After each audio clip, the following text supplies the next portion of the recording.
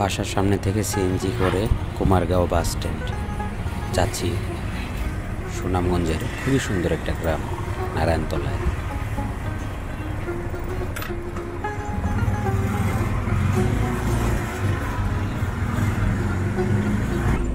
বাসে প্রচণ্ড গরম, একজন শার্ট খুলে বসে আছে আমাদের সামনেই। সুনামগঞ্জের এই রুটে এসি বাস চলে, নীলাদ্রি নামের এসি বাস চলে, আর বাদবাকি সব বাসই মুড়ির টিম টাইম।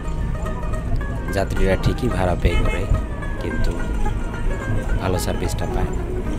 এটাই আমাদের দেশের সবচেয়ে বড় সমস্যা। ঢাকা শহর থেকে যে বাসগুলোরে বের করে দেওয়া হয় সেগুলা প্রত্যন্ত অঞ্চলে গিয়ে দাপিয়ে বেড়ায়, আর পরিবহন মালিক সমিতির সাথে তো আর কেউই পেরে উঠতে পারবে না কখনোই।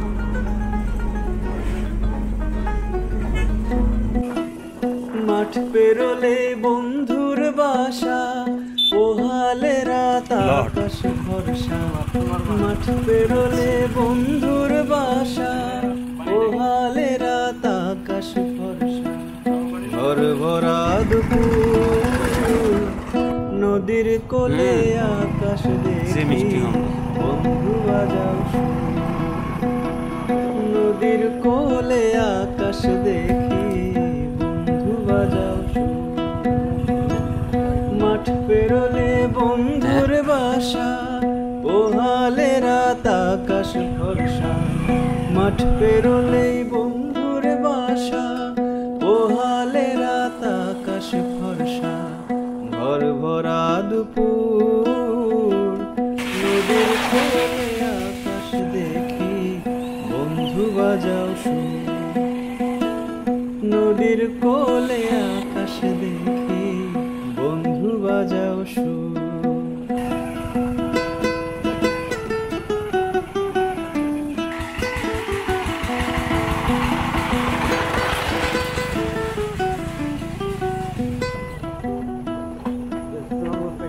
বন্ধু আমার মন জুড়ে রয়, ফাগুনে কি বর্ষানি হয়। বন্ধু আমার মন জুড়ে রয়, ফাগুনে কি বর্ষানি হয়। এত দেখি জান্না জোড়ায়, এত দেখি জান্না জোড়ায়। না দেখিলে পরাণ পোড়ায়, ঘর ভরা দুপুর। নদীর কোলে আকাশ দেখি বন্ধু বাজাও সুর। নদীর কোলে আকাশ দেখি বন্ধু বাজাও সুর। মাঠ পেরোলে বন্ধুর বাসা, পোহালে রাত আকাশ ভরসা। মাঠ পেরোলে বন্ধুর বাসা, পোহালে রাত আকাশ ভরসা। ঘর ভরা দুপুর, নদীর কোলে আকাশ দেখি বন্ধু বাজাও সুর। নদীর কোলে আকাশ দেখি বন্ধু বাজাও সুর। নদীর কোলে আকাশ দেখি বন্ধু বাজাও সুর। নদীর কোলে আকাশ দেখি বন্ধু বাজাও সুর। সকালবেলা আমরা নাস্তা করতে এলাম আনোয়ার ভাইয়ের সাথে। আনোয়ার ভাইদের বাজারের নাম কি? চমনি বাজার। সেই একটা অবস্থা, ডিম পরোটা আর ডাল, সেই সেই নতুনটা ফ্লিপ করা যায় ডিসপ্লে, বুঝছেন? আর সেন্সরটাও বড় করছে। না না না, ডিসপ্লেটা এতটুকু লম্বা মোবাইলের ডিসপ্লের মতো দিচ্ছে, এটা ফ্লিপ করা যায়। এখন তো এটা ছোটো ডিসপ্লে না, এটা নর্মালি এমনি থেকে ফ্লিপ করলে ডিসপ্লেটা এমনি ঘুরে।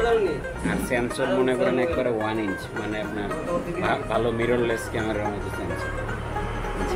সেই ব্লগিংয়ের লেগে মানে 1 mm আর কি স্টেবিলাইজেশন আছে। তারপরে আপনি যদি ক্রিয়েটার কম্বো কিনেন তাহলে এটার লগে কী থাকে, কি যায় কোয়ার্টারে এই ওয়্যারলেস মাইক্রোফোন থাকে। তো আপনার এনে লাগানো থাকবে, ভয়েস আইব একবারে মাখো।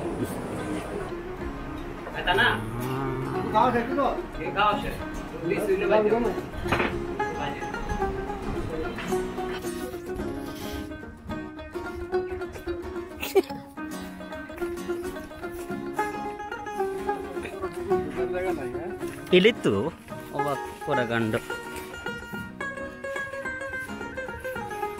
ওয়াও,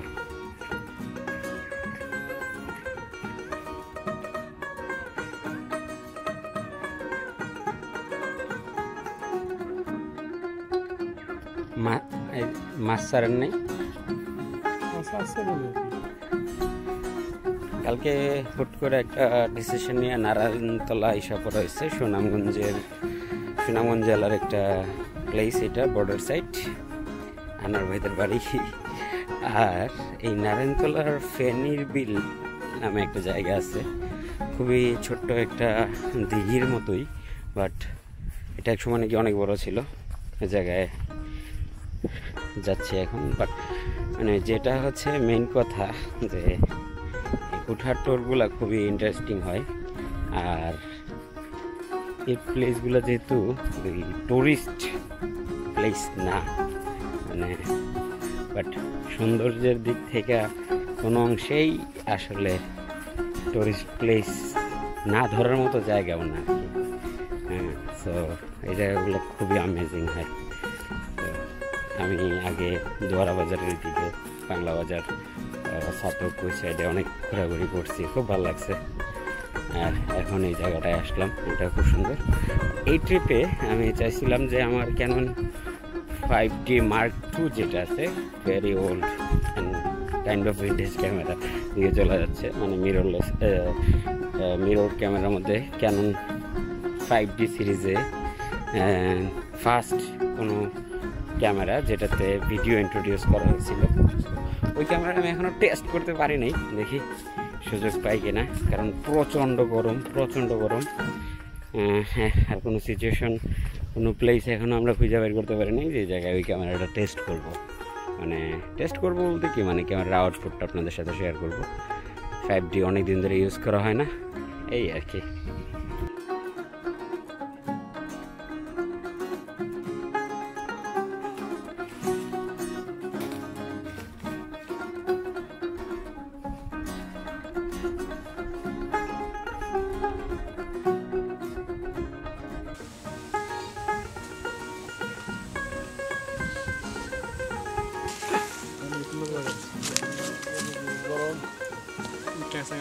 India আড়াইশো না।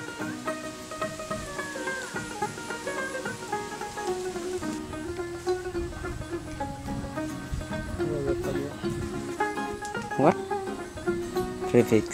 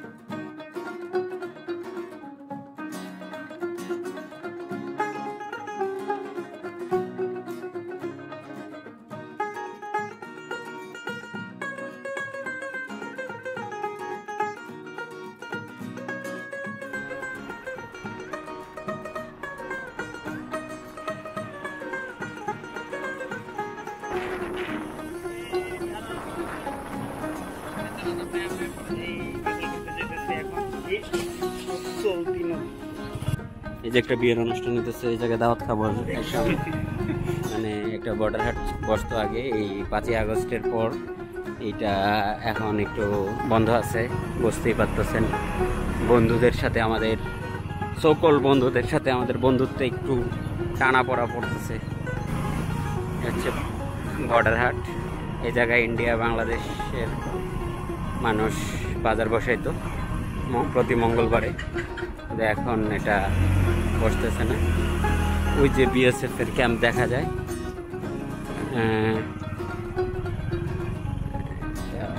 এই যে এটা বাজার ছিল না, ওটার ভিতরে কি মানে বাংলাদেশ না ইন্ডিয়া?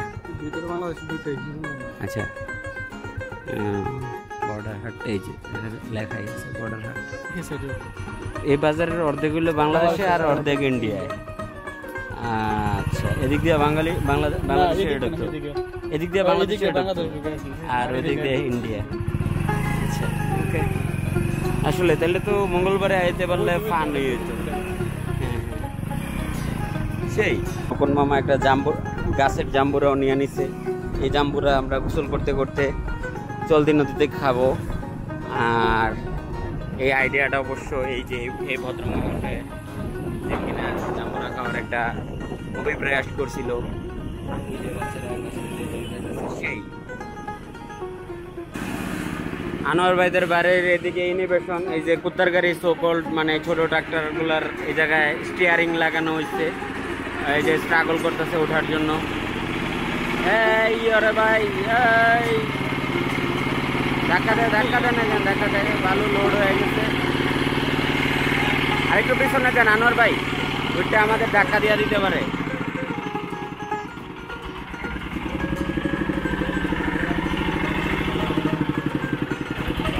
আর যায় না, এই একটা ব্যবস্থা।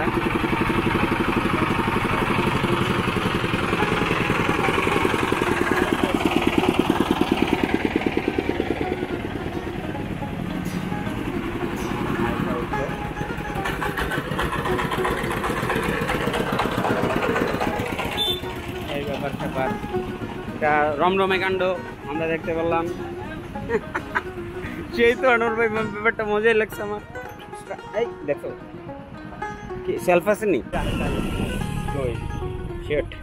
যান আপনি জান গে দিক দিয়ে জান গে, আপনি ডরাইন না, আমরা আছি, সাপোর্টে আছি আমরা। এখন চলতি নদীর দিকে অগ্রসর হচ্ছি। রাস্তা অনেক বাধা বিপত্তি পার হয়ে, আমরা না ওই যে ওই পিছনে গাড়ি।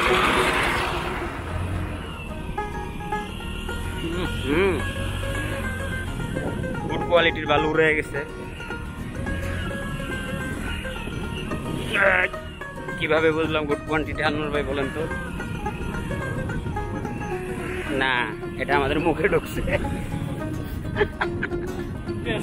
টেস্ট করে বলছি। যে কালকে রাত্রে আমরা এই জায়গায় আসছিলাম, আনোয়ার ভাই বিডিআর নাম বিজিবিকে অন্ধকারে দেখতে না পারে নাই। তারপরে বিজিবি আসে না মুখ দিয়ে, বিডিআরই আসে। বিডিআর এসে জিজ্ঞাসা করলো, এই আপনি কে? আনোয়ার ভাই বললো, আপনি কে? বললো যে আপনি আমার ইউনিফর্ম দেখা বোঝেন না? আনোয়ার ভাই বলে, ও আচ্ছা আপনি বিডিআর? না, বিজিবি। তারপরে একটু কথোপকথন হইলো, ওনাই রিকোয়েস্ট করলাম আমরা যাতে নো ম্যানস ল্যান্ডে না যাই। এই যে আমরা আশা বললাম চলতি নদীতে। আমাদের সুদক্ষ নিউ ড্রাইভার, হ্যাঁ এই জায়গায় রাখেন না। এই যে এই নদীতে আমরা এখন গোসল করব। এই যে মামা ইনি আসছে জাম্বুরা। কোন বুড়া না বলেন তো মামা, কোন বুড়া না? এই তো, হ্যাঁ। এই যে প্রচুর মানুষ এই জায়গায় করতেছে, পাথর তুলতেছে, জীবিকা। মানে এটা কাইন্ড অফ জাদুকাটা নদীর মতোই। আপনারা হয়তো অনেকেই জাদুকাটা নদী দেখছেন। এই নারায়ণতলার যে এই সাইডে যে চলতি নদীটা আছে, এটা কাইন্ড অফ জাদুকাটা নদীর মতোই। ওই যে ইন্ডিয়া থেকে এটা এদিক থেকে প্রবাহিত হইতেছে, আর এই সাইড থেকে মানুষ পাথর তুলে বা মাছ ধরে বা যাই হোক, ওই জাদুকাটা নদীর মতোই অ্যাক্টিভিটিস। আর ল্যান্ডস্কেপটাও অনেকটাই সিমিলার, ভালোই সুন্দর আছে। আমরা এখন এই জায়গায় গোসল করবো। সারাদিনের তাপদাহর পর আমরা এখন গোসল করতে আসছি। এই যে আমাদের সুইমিং অ্যাডভাইজার। রাত্রে কয়টা, 10:30 11টার দিকে আমরা আসছিলাম গতকালকে রাত্রে এই জায়গায়। 12টার দিকে বাড়িতে গেছি। এই জায়গায় মানে বসেছিলাম পানিতে, পা ভিজে নৌকার উপরে, দারুণ। এই যে চলতি নদীর মরুভূমির উপর দিয়া একটা বিশাল বড় সাপ গেছে মনে হচ্ছে। এই যে একটা রেখা অনেক বড়। এখন আমরা এই জায়গায় দেখি কি সাপ হইতে পারে। এটা একটা কাল সাপ, দুধ কলা দিয়ে পোষা হয়েছিল। এই যে ইন্ডিয়া থেকেই আসছে আই থিঙ্ক।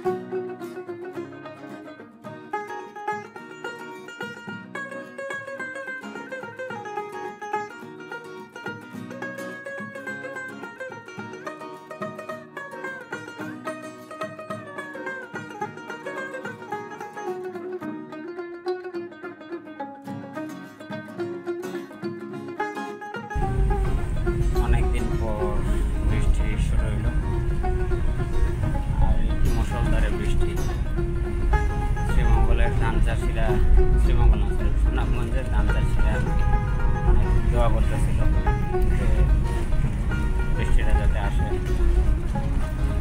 আসলো। তাপদাহ গেছে এই কয়েকদিন, প্রচুর গরম।